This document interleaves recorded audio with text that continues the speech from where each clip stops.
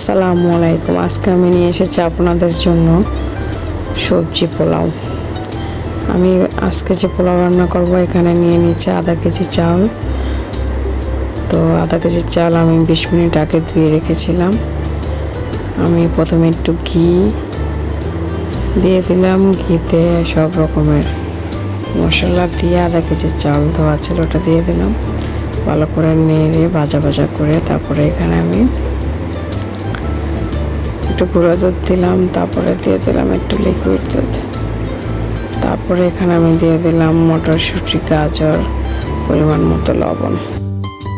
তারপর দেখুন দমে আটকে রেখেছি, কি সুন্দর হয়েছে কালারটা।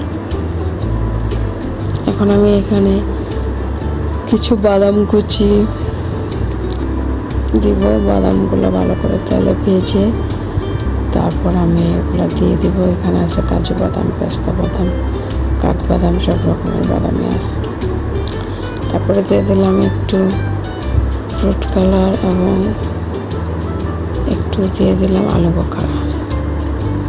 এগুলো দিয়ে ভালো করে নাড়বো। এই পাশে আমি পেঁয়াজের বেরেস্তা করে ফেলবো। পেঁয়াজের বেরেস্তাটা দেখুন বাছতেছি।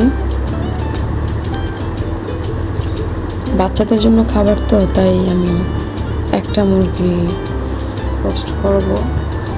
একটা মুরগি ভালো করে আমি মশলা মাখিয়ে রেখেছিলাম প্রায় আধা ঘন্টা আগে।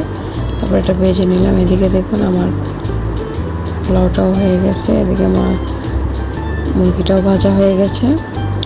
এখন আমি মুরগিগুলোকে উঠিয়ে নিব। তারপর আমি এখানে দিয়ে দিব মশলা, একটু পেঁয়াজ কুচি, কাঁচামরিচ কুচি, লং, এলাচি, দারচিনি সব দিব। সাথে দেবো একটু ভিজা মশলা, যেমন পেঁয়াজ বাটা, রসুন বাটা এবং আদা বাটা।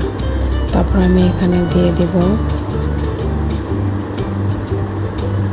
একটু সামান্য একটু ফ্রুট কালার দিব। এটা ভালো করে নেড়ে যখন বাদামি কালার হবে তারপর দিয়ে দেবো পানি। পানি দিয়ে এটাকে কষাবো। তারপর আমি কষানোর পর একটু দুধ দিয়ে দিলাম। দেখুন এখন আমি দিয়ে দেব মুরগি যে ভেজে রেখেছিলাম সেগুলো। বাস, এদিকে আমি পোলাওটা পরিবেশন করতেছি সার্ভিস ডিশে। এদিকে আমি যে মুরগির ডিমের কোরমা করেছিলাম সেটাও কমপ্লিট হয়ে গেছে। তারপর দেখুন কীভাবে পরিবেশন করেছি।